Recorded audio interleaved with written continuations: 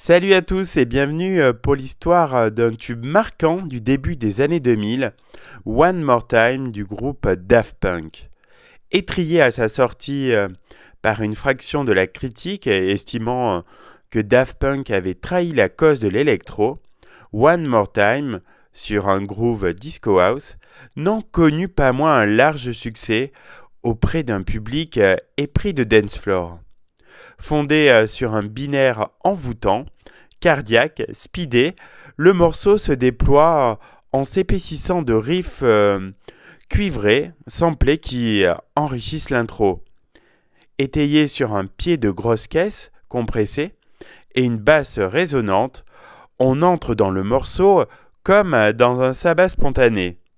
Quand intervient la voix de Anthony Moore, passée au vocodeur, telle celle d'un cosmonaute s'exprimant depuis la stratosphère, l'auditeur est déjà conquis, prêt à admettre que la rythmique évanouie laisse place à une sorte de jeu question-réponse haletant.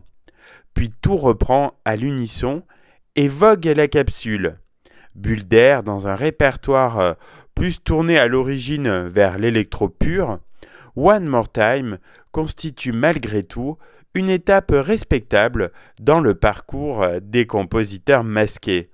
D'ailleurs, face à la fraction de la critique qui s'indignait de leur direction soudaine, avec pas mal de hauteur, l'alter ego de Guy Manuel de Homem Christo au sein de Daft Punk, Thomas Bangalter, avait rétorqué à distance.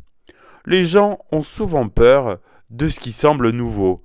Cette précaution prise, la mini-polémique s'est tenue d'elle-même. Originaire de Versailles, comme Air ou Phoenix, le duo commença par être reconnu en Angleterre, avant d'attirer l'attention de Source, le sous-label de Virgin en France en 1996.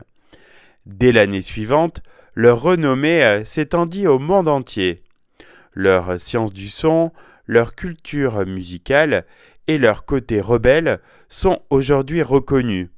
La sortie d'un album du groupe constitue toujours un événement.